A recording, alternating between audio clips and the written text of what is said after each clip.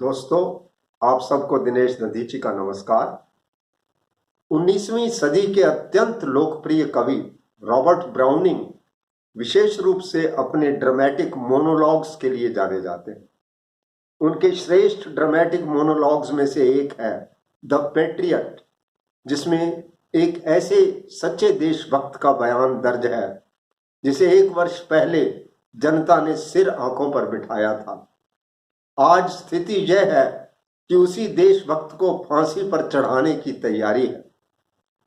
आज इसी कविता का भावानुवाद हिंदी कविता के रूप में प्रस्तुत कर रहा हूं। इसकी ओरिजिनल टेक्स्ट आपको इसी वीडियो के नीचे मिल जाएगी। तो सुनिए यह कविता देशभक्त रॉबर्ट ब्राउनिंग।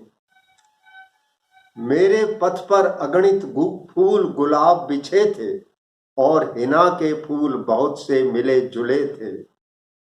दोनों ओर दर्शकों की थी भीड़ छतों पर, इतनी हलचल थी मानो वे छतें सांस लेती थीं उस दिन।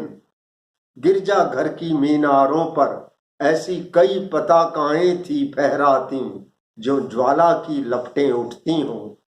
1 वर्ष पहले आया था आज के दिन मैं। चारों ओर घंटियों की आवाजों की थी धुंध हवा में।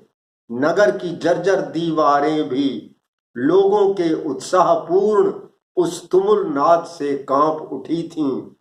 अगर कहीं मैं कह देता प्यारे मित्रों, यह कोलाहल सब व्यर्थ तुम्हारा मुझको बिल्कुल नापसंद है। मुझको तो तुम आसमान से सूरज को धरती पर ला दो। तो उनका यह उत्तर होता, ठीक यही होगा, अब तुम कुछ और मांग लो। अफसोस वो नहीं, मैं ही उनकी खातिर लेकर आया सूरज आसमान से। ले लो मेरे प्रिय मित्रों, इसको तुम रखो। ऐसा कुछ भी नहीं कि जो संभव हो करना और वो मैंने नहीं किया हो। और अब देखो अपनी मेहनत की मैं कैसी काट रहा हूं फसल साल भर बाद। अब कोई भी दर्शक नहीं दिखाई देता घर की छत पर। हाँ, हैं कुछ लकवे से पीड़ित जो बैठे हुए खिड़कियों में से झांक रहे हैं। दर्शनीय तो दृश्य वहीं पर होगा, सब ये कहते हैं, जहां सजाए मौत देखने आएंगे सब। उससे भी बेहतर होगा फांसी के तख्ते के बिल्कुल पास खड़े हो दृश्य देखना।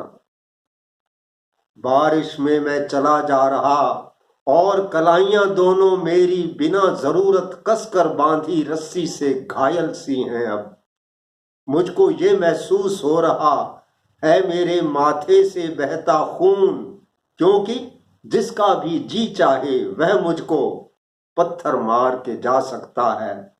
1 साल के मेरे सब दुष्कृत्यों का यह दंड मिला है। तो इस तरह से आया था मैं, देखो अब कैसे जाता हूं।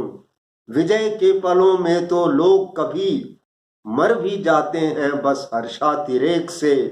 ऐसा कुछ होता तो ईश्वर मुझसे यह सवाल करता, देखो मेहनत का फल तुमने पाया है भरपूर। इसी संसार में रहकर बोलो तुम्हें कि और क्या दूं अब। लेकिन अब तो मेरा यह उधार ईश्वर पर है निश्चित। मैं अब कहीं अधिक अधिकारी हूं उसके हाथों कुछ पुरस्कार का। मैं अब कहीं अधिक अधिकारी हूं उसके हाथों कुछ पुरस्कार का। धन्यवाद।